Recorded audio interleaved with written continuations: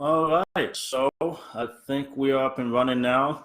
We're trying to get the camera working before I was using a different browser, so now we're on Chrome and it's working. So welcome to week 3 Q&A. And I'm gonna wait for a few people to join here.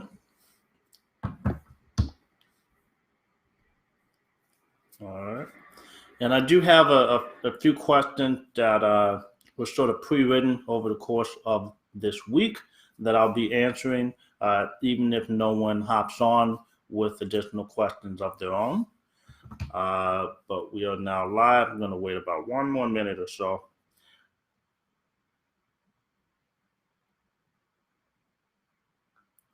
Hey, Jacob, welcome. Couple people DM me, so I'm just waiting for them to hop on as well.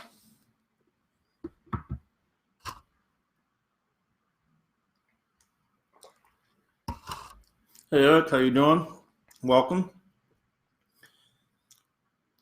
Welcome.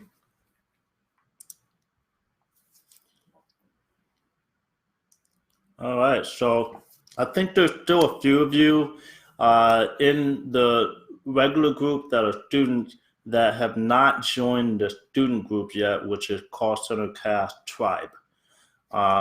So, I sent invite to almost everyone, but not quite everyone just yet.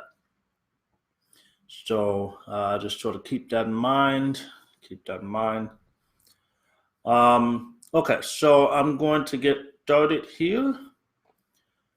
And let me just get the questions loaded.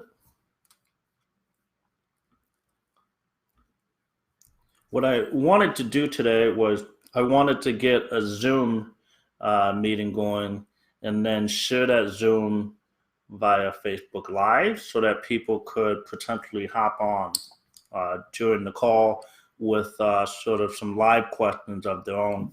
I'm going to have to figure that out for sure for next week, but I definitely couldn't figure it out today. Hey, Jonathan Johnson, welcome on. Happy to see you here. Jacob, make sure you're driving safe. Okay, so there weren't that many questions this week. What I do know is that some of you are really starting to get far along in the course, which is great. Been getting some great feedback, which I certainly appreciate. I've made a few small changes to the course this week. One was that in the past we weren't able to download the resources, so I changed that. If there's any resources like PDFs and stuff within the course that for some reason you're not able to download, be sure to let me know and I'll change that immediately. And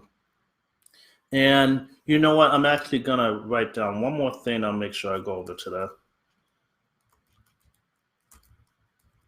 Okay, so with that said, we're going to get started. So the first question, again, this is the week 3 questions and answers session for Call Center Cast. If you've just joined this group this week, we're going to be doing this every single week. Any questions that you have, feel free to come on and I'll try to answer them in depth. And then, of course, because this is a Facebook Live video, it's going to be, or it is recorded automatically, and it'll be in the group.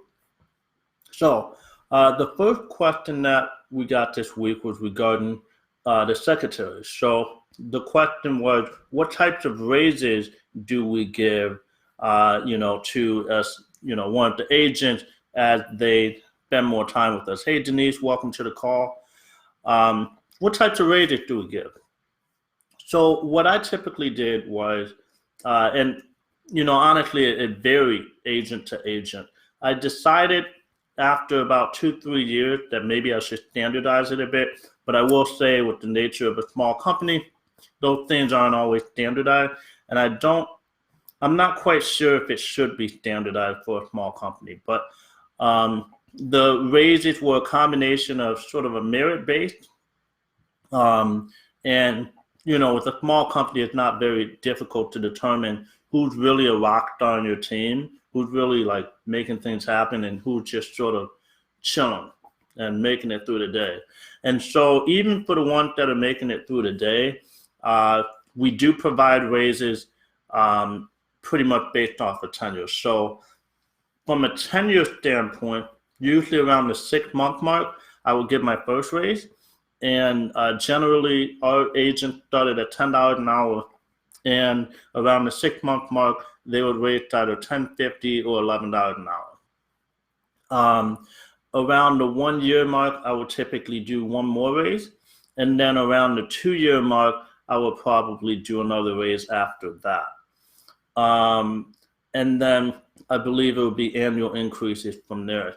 Now, typically what I did was somewhere between a 5 to 10% raise on an annual basis. So do keep in mind, it is nice to do those raises, but there's honestly going to have to be some sort of a cap, at least until you raise pricing.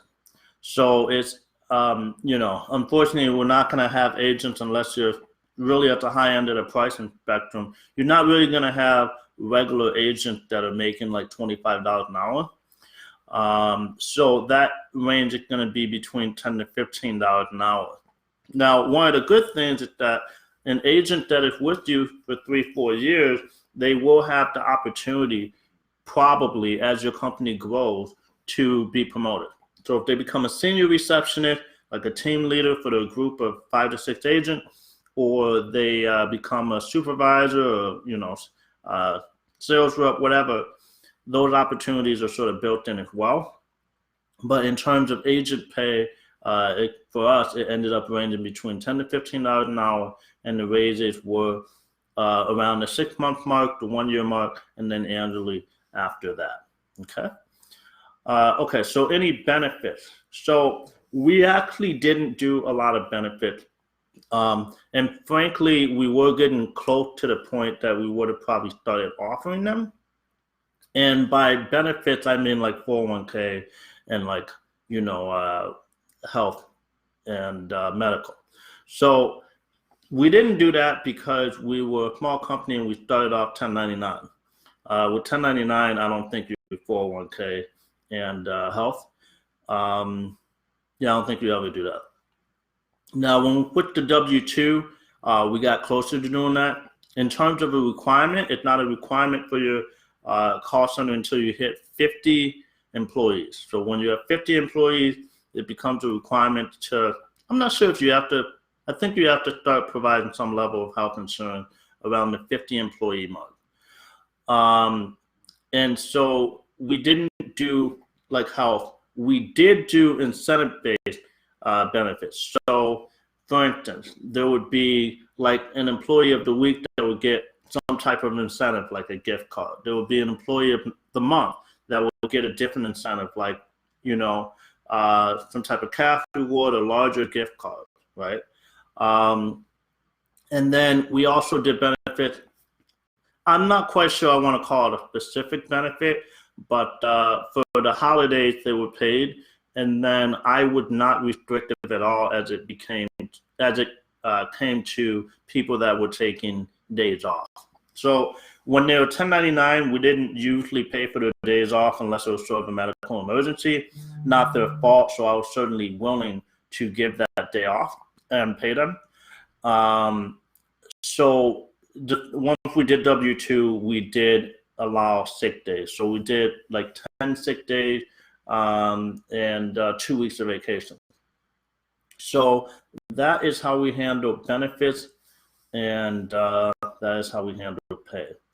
So now another thing that came up this week, and you know what, I'm going to need about 30 seconds here.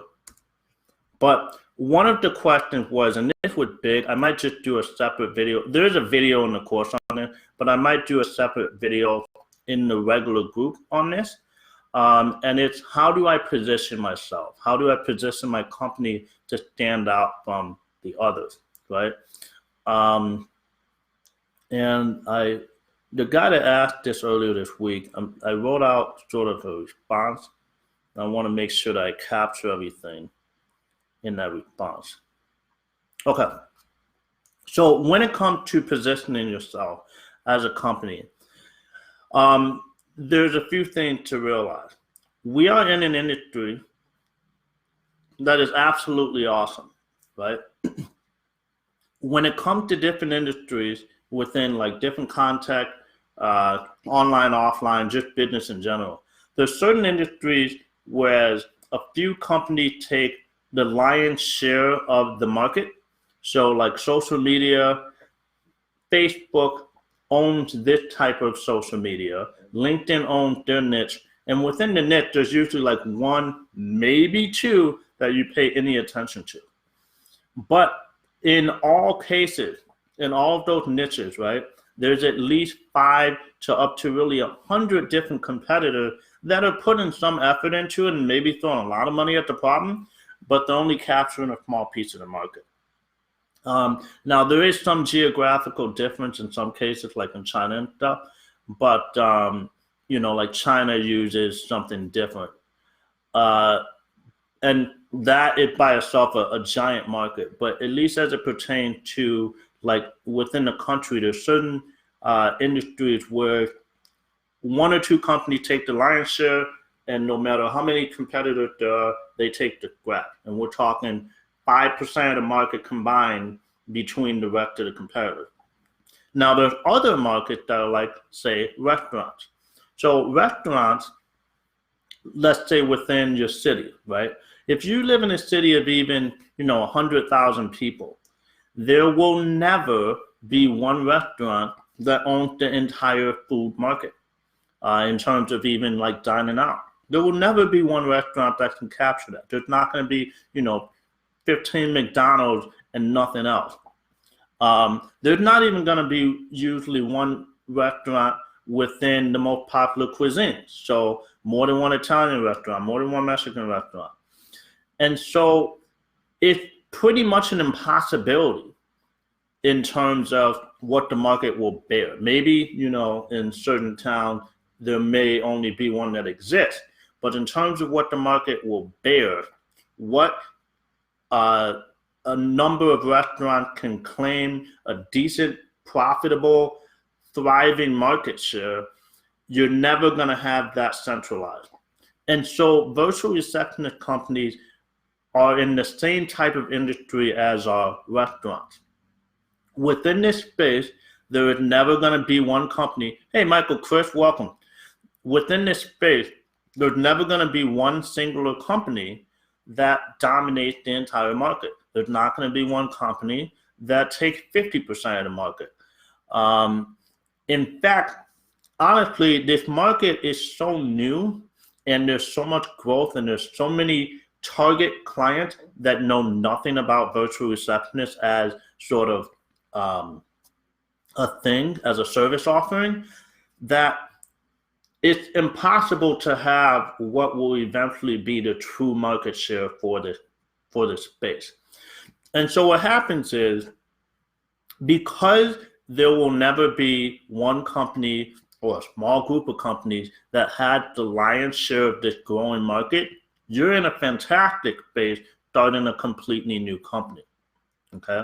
So within that context, all you have to focus on is, hey, do I have a brand that makes sense for maybe the name of my company?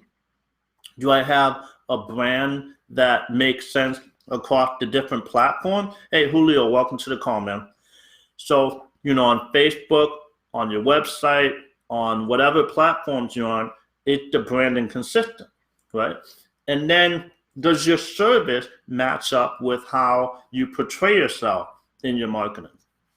If you do that well, and then of course, if you're putting through the right marketing efforts and you serve your clients well, then you are going to win. And by win, all you really need to do in most cases is get to about 150 to 250 clients or so, right? At 150 clients, you're profiting, unless you're throwing a whole bunch of money back into the business, which you don't necessarily have to, you're profiting at least $150,000 a year. At 250 clients, you haven't grabbed a push like 0.1% of the market. You're factually below 0.1% of the market at 250 clients. and you're making $250,000 around that in profit. So at that level, one, at least from an individual entrepreneurial standpoint, you are a successful company. And in a lot of cases, you can maybe focus on this either entirely or as one of your main ventures. And so in terms of wondering whether or not you're going to have the ability to penetrate this market and have the ability to stake your claim, or, make your claim to whatever market share you want, it's huge. So what we're going to see in the next 5 to 10 years here is we're going to see probably a couple dozen companies that do multiple 8 figures in revenue annually. We're going to see probably 50 or so companies that are doing multiple 7 figures a year in revenue. And we're going to see hundreds of companies that are in the hundreds of thousands of dollars in profit. That's a fact. As long as there are that many companies that enter the space, the market will allow for it, okay?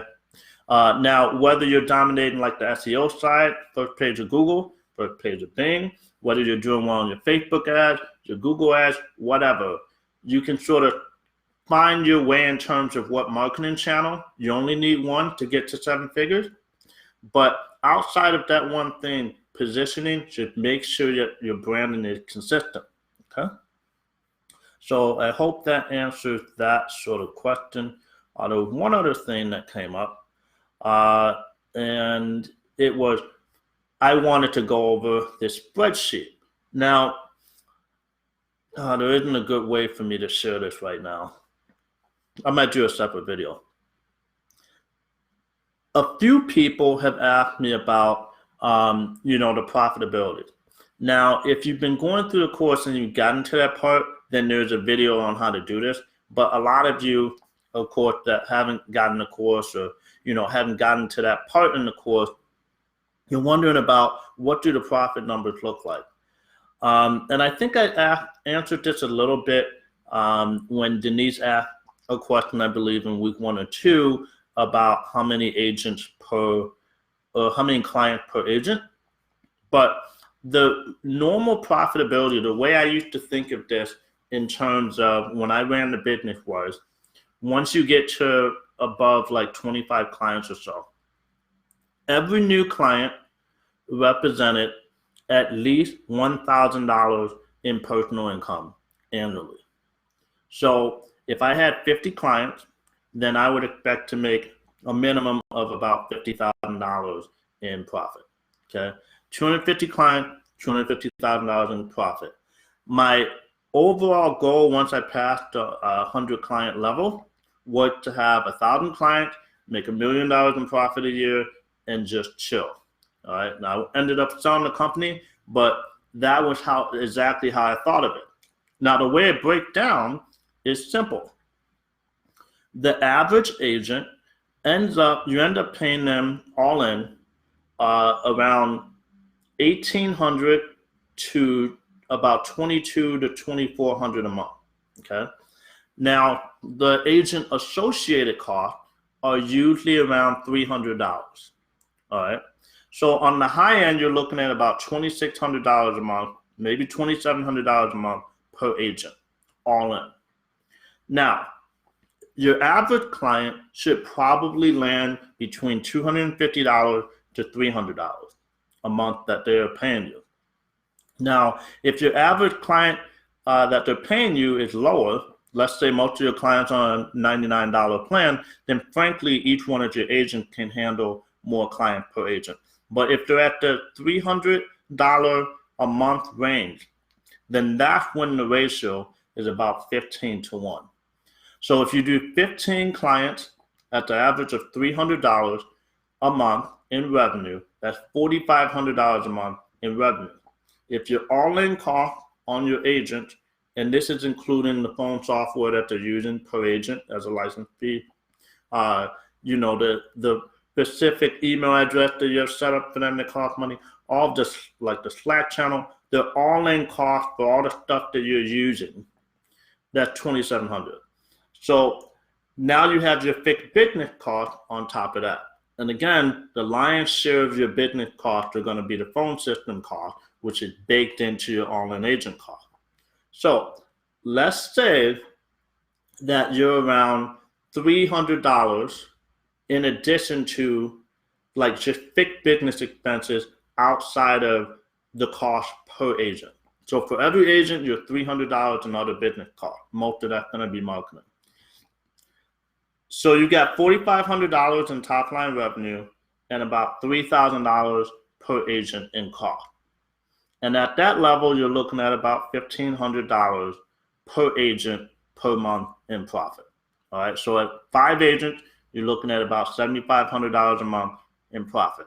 At 5 agents, you can handle up to about 75 clients. That's 15 times 5. So I hope that makes sense. That's the simplest way I can ever explain it. And I hope that's simple enough for you guys. Okay. Esmeralda, welcome to the call. Welcome to the call. Okay, so does anyone have any questions for me? I know that I just answered a few in terms of the stuff that had come up this week, but you know, there weren't too many, so that's usually a good thing. That means that the content is comprehensive, so hopefully that's good. Let's see. Now, Esmeralda, you'll probably have to listen to the recording a bit later, but what we covered so far was positioning your company as a brand in the market, what we typically pay agents in terms of what they start at and when and how much the raises are. We talked a little bit about the profitability as well as benefits that agents receive. Okay. Does anyone have any questions at the moment? Okay, so Eric has asked, if you were going to start a call center again, which marketing channel would you pick? So, take a sip of water. In answering that, which marketing channel would I pick? So again, what I would do again is the first thing I would do is I would get my branding on point. So I get the website going, I get those things set up. I will go into my pre-launch period. So I probably put about 30 days into that. And so during the pre-launch, my goal is to capture emails. I want emails opting in for the coming soon call center that I'm going to be launching on launch day. All right. And so in getting those email addresses, I usually will put up some type of a landing page. So a landing page will have some type of incentive, like, hey, you know, some type of incentive. And this is covered more in the course, but some type of incentive. So as I capture the email address, now the best way I have found to get people to a landing page has been 2 ways. One is through sort of like a social media selling. So if you are able to leverage any network that you're currently in, say you've had, which is what we did, we had a different business before in the cleaning business sector. So we put a little bit of emphasis on cleaning company that were at a size where we figured they might need their calls answered. So we focused on those, and we didn't even have to go through the landing page for that. We ended up gathering leads that way. Another thing we did was a little bit of cold calling. Now, if I were to do this again, I couldn't do any of the sort of networking that I did in the past, then I would definitely do a little bit of cold calling. Another thing that can be done is cold emailing, okay? Now, because you're simply opting them in for a coming soon thing, you're not selling them on something yet. So it's less of an act to get them to do that. And then the fourth thing I would do, because frankly, now I have more cash, is I would do a little bit of money on paid ads. I would probably spend around $1,000 to $1,500 total during my pre-launch campaign on paid ads. And what I would be focused on is trying to get a per lead cost down to a certain number. That per lead cost would be $10 or less. That's what my focus would be. I will keep going and keep tweaking until I got my per lead cost down to $10. So at $10 per lead, in terms of email addresses captured, I can spend $1,000 and have 100 email leads. Now, if you spend $1,000 and you launch to only 5 or maybe even 3 of those companies, the average company for us, again, paid us $300 a month and stayed with us for almost 24 months. But even if it's a starter plan that stays for half that time, $99 a month for 12 months, that's $1,200 per client, times 3, that's $3,600 in revenue for that $1,000 in spend. But more importantly, now I'm serving a few clients right out the gate, and I can start to refine my processes right out the gate. So I hope that answers your question for you, Eric. Hey, Richard Lewis, welcome to the call. Welcome to the call. Great to have you on here. All right, any other questions? And does Eric, did that answer your question properly?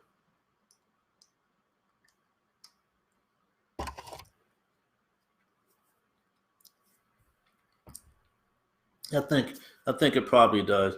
And I do want to mention, some of you guys might have seen it in the group, but what Eric did was he simply reached out to people that he thought this type of company would make sense for.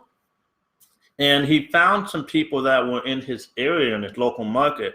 And he ended up taking one of them out for coffee. And they went for coffee, had a conversation, and the person ended up in and out of one conversation. He didn't know the guy. He still hasn't built his website yet. I don't even think he has a coming soon page. None of the social stuff was set up, I don't believe. And he was able to get someone that was a lead and seemed to be straight up in. So now Eric can more confidently move forward. And actually, I talked to him, he said he had another one. So now Eric can even more confidently move forward as he goes towards his launch, knowing that there's a couple people that are ready to go as soon as he launches. Okay. And I know there's another one of you that also had 2 people that were like, as soon as I'm done, they're ready to go. So I don't think the majority of you are going to have a lot of trouble getting clients. It's just a matter of making sure that you're serving them properly, which, no matter what you learn out of the course, it's going to take a little bit of experience to sort of, get the rhythm going, get the rhythm going. Okay. All right. So any other questions? Okay. So Julio, great question. What are your thoughts between US-based versus non-US-based receptionists? Now, within our sort of offering, we focus on doing, and in the course, we focus on doing a US-based virtual receptionist company. But one of the things I tried to stress from the beginning is that everything within this model can be sort of utilized or implemented within different countries. So you can launch this. One guy signed up from the UK. He can launch this thing in the UK doing the same thing with a slightly different pricing structure and whatever the pay scale is in the UK, right? Now, if you want to have US clients and you want to have non-US based receptionists, then the only thing that really changes, there's 2 things that can change, but the only thing that really has to change is your marketing and copy a little bit. Now, obviously, on our site, we write that our agents are US based. Now, what I tend to recommend is agents that are either near shore or from a country that, as the students grow up in that country, they are taught English typically as the main language in school. All right, probably not at home, but in school. What will happen there normally is that, 1, the quality of the English written and spoken will generally be better. And then 2, the accents won't generally be as strong. the two problems that you're going to encounter when it comes to US-based clients, and you're talking about like a premium answering service, is, okay, for our client, will our clients' callers have trouble understanding the agents when they speak, right? Because it doesn't really, our clients don't necessarily care that much about how one agent talk in terms of talking to them. They care about the impression that our agents make for them, for our company. So they want our agents to make a good impression for them.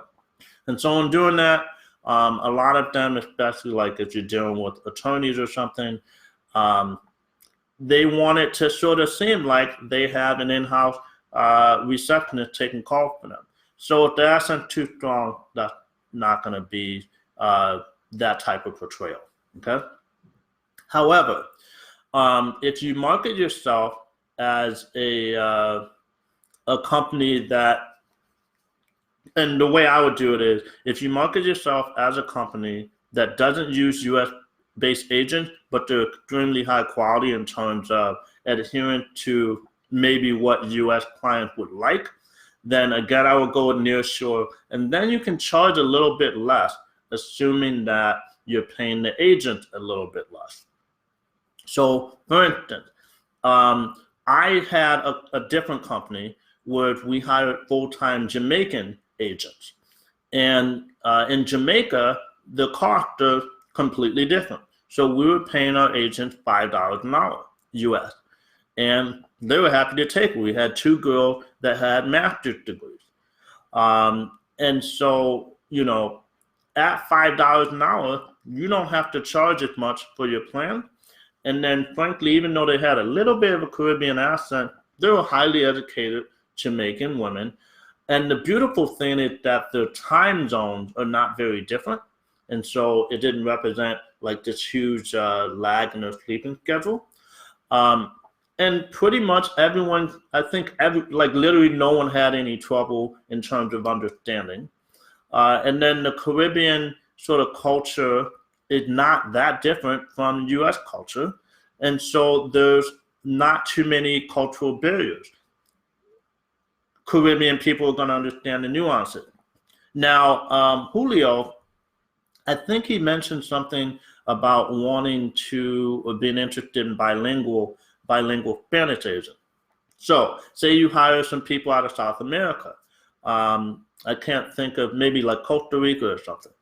Out of Costa Rica, again, the time zone's not very different. The accents aren't very strong for, the higher educated people in, say, Costa Rica, for instance. I don't believe the pay is higher, certainly not higher than US-based workers.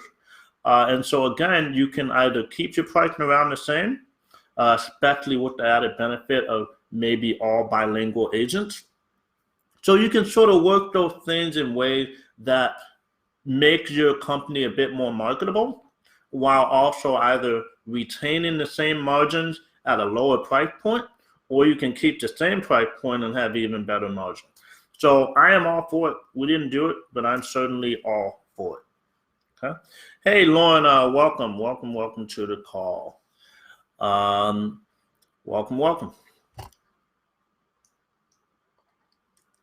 So Julio, I hope that answers your question in a way that is satisfactory for you. All right. Now, also keep in mind, we're going to be doing a separate call at 8 p.m. For students of the group. And on that first call, I'll tell you in there, but the first call is going to be different from all the other calls going forward. So just a quick note on that. All right, any other questions that might have come up?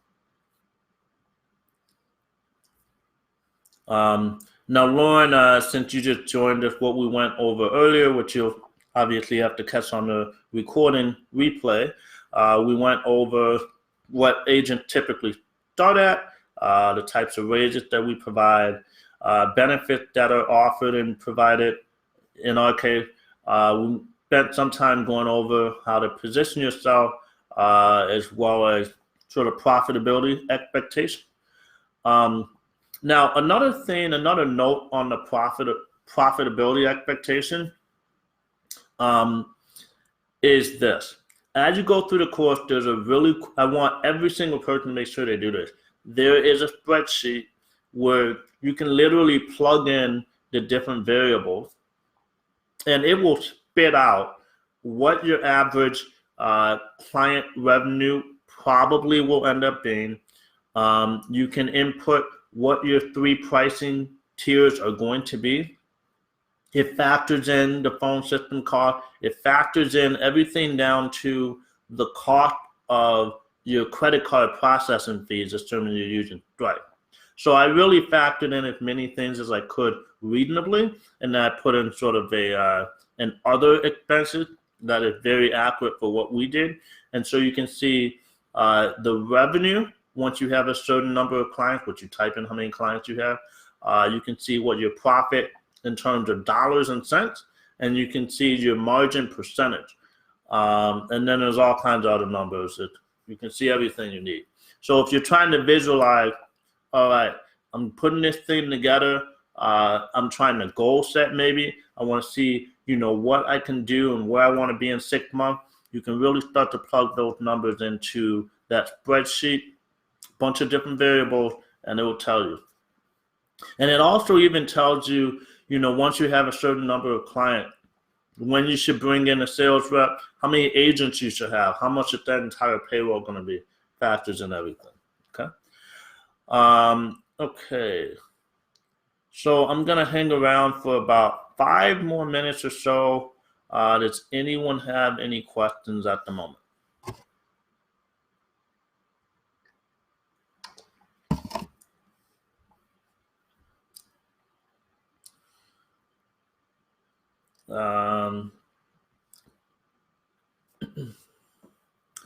Now, there aren't any questions at the moment, so I'll just sort of say an announcement here. So this month, my goal is we are working on sort of building a marketing funnel. And so at the end of the month, we're going to be doing sort of a larger beta launch for the course. Okay. So there will be some new people from that sort of come in from that, but we're still going to be like sort of in beta mode. And the reason why I feel it's important to mention that is that right now the price of the course is $997. And after the beta period, I'm going to rate the price of the course again. So we had our initial beta, which were pretty much people that I had some type of connection to. And now with the lower price point, it's never going back to that price. Now the course is $997 or 3 payments of $375. Once this period is over, which is really end of February, so after the leap day to 29th, we're going to rate the price. It's probably going to go up to like $1,200. And at $1,200, I think it'll stay that way for a long time. And that will be the paid in full price. And then the 3 payment price will be higher, probably like $450. So keep that in mind. We are going to keep this pricing for a few more weeks, and that's it. All right, so Julio had one other question. So do you know which is the site used to come up with different domain name ideas? I do not, unfortunately. What I typically do is I will just go to a given like domain purchasing site like GoDaddy or domain.google.com or Namecheap, one of those 3.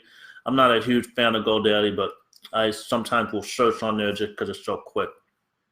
So I'll go to one of those sites and I'll think about the types of names I want. And then I'll type in those names immediately to see if they're available. Sometimes I'll brainstorm with someone that's better at it than me. So like my dad's pretty decent at it, my wife's pretty decent at it. So if I'm stuck, I just ask them, I have a session with them, and I put down a spreadsheet of like 15 to 20. I plug all of those different possibilities into the domain sites, and if they're available, that helps me nail down my list. And then I tend to ask a few people which ones they like the best. And then I'm a visual person. I don't know how visual you are. Hey, Victor, man, welcome to the call. I'm a visual person, so I'm not quite sure how visual you are. But I do like to try to visualize, okay, what might the site how might I go about building this site if the company is this name, right? So when I named Vicky Virtual, I did have in mind sort of branding that was somewhat similar to what Ruby Receptionist did and what Gabbyville did, right? It would be focused on, a picture of a cartoonized or sort of almost fictionalized random agent, right? And then that agent is a character, the mascot, and they have a personality. And I can sort of structure my brand around that personality. And so once I had that in my mind, I could sort of, visualize it a bit. And through that visualization, it made it easier for me to start to develop the website. Now, I built the site myself, but if you are talking to some designer about it, obviously they want some they want some ideas as to how you want the site to go. So as you're coming up with names, make sure that you think in terms of not necessarily how cool is the name, but what type of brand can you create around the name, right? If you think that you can create a cool brand around the name, then that would make that name more likely to be the one chosen in my case. And I've done that with pretty much everything that I've ever done. One other example, maybe this will be helpful for you, Julio, but I had a painting company called Paint Chi. Now, it was a nice double entendre in that it was Paint CHI. Well, I live in Chicago. The paint company was based in Chicago. So it could be either Paint Chi, as in, we call Chicago the Chi, or it could be Chi, like the Zen and Chi of having the perfect paint color selected for your home. And so what we did on that page, which is now gone, what we did was we had a very happy sort of almost like homeowner that's in almost a meditative state because they have this nice, calm, soothing paint color that we picked out. And well, maybe they picked out and we got the job done for them. And it was like creating a painting company with little to no stress. This is a non-stressful process. Find your chi. So that's how I thought about that in terms of doing that name. It was a great example. It was something I was very happy to stumble on. Any other questions at all about really anything related to call centers?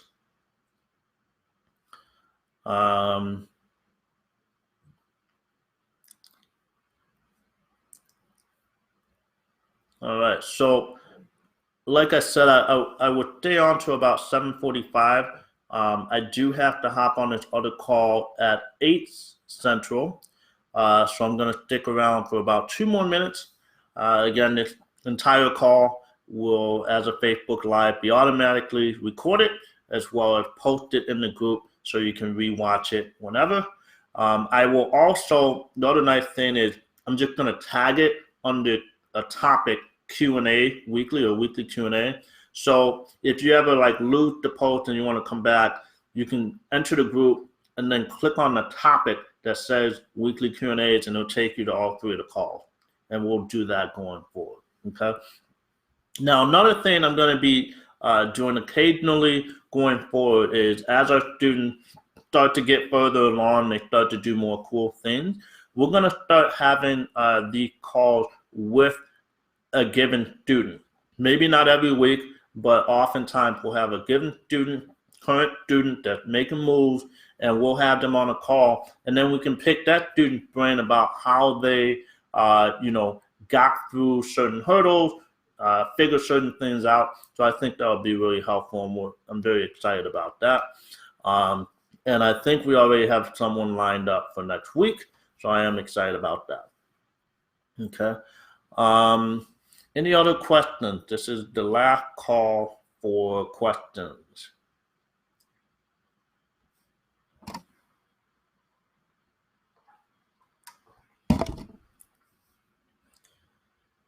Doesn't seem to be any at the moment.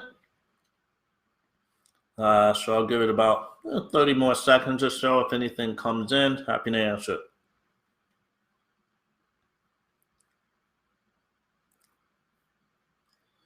All right, so Julio, was SEO most important in scaling your business, or what was the most important activity that set Vicky Virtual on fire to get to 1,000 clients? So the way Vicky Virtual sort of scaled and got to where it was, right?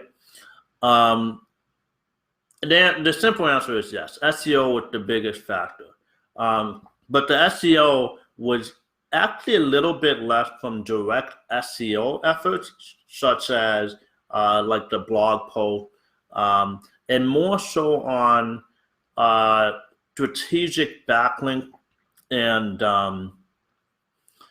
content marketing outside of specifically guest blogging, which a lot of people try to do.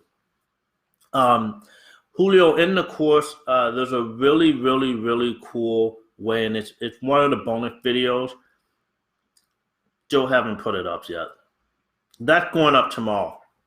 There's a bonus video that I'm going to be uploading on exactly what we did to, and it was literally one thing we had to do that enabled us to get like I think it was like 50 strong sort of backlinks for our website. And those backlinks gave us so much juice that in month 7, we got 17 organic signups.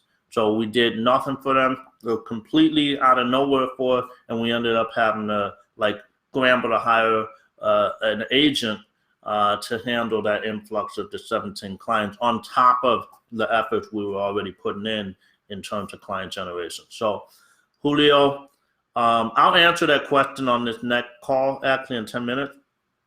But that is a student. I'm only answering that one for the students in terms of the specific one we did. But in a general sense, SEO is extremely important. And in our case, we focused a bit more on content marketing and then that one little thing. And we didn't do too much on blog posts. One nugget I will give you guys right now, though, which was very helpful, was a lot of the blog posts that we did do, especially early on our own company blog, we did comparison posts.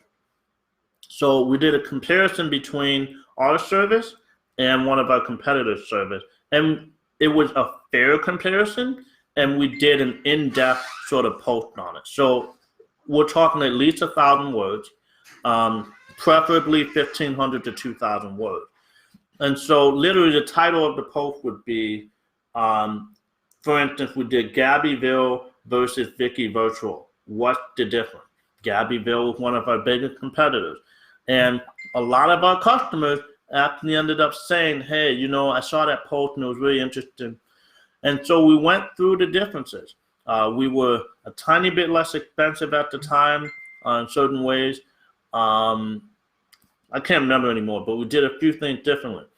For the Ruby Receptionist one, at the time, they just started doing this, but we took appointment booking and they wouldn't do it. So, you know, you had a bunch of people that were searching Ruby, and maybe they would look for Ruby Receptionist reviews, and then our post would come up. Ruby Receptionist versus Vicky Virtual, what's the difference? So that was very helpful. If you can do like 5 to 10 posts like that, your company versus a competitor, what's the difference? And then you can see those things paying dividends. Okay, so Jonathan Johnson said, where's the other call? So, so you have the course. It's gonna be in the call center cast tribe group, so you'll see that on there. And you know, I'll post the link on there. I'll make sure you're in the group if you're not already. So we'll see you on there soon. Any other questions that I haven't answered yet?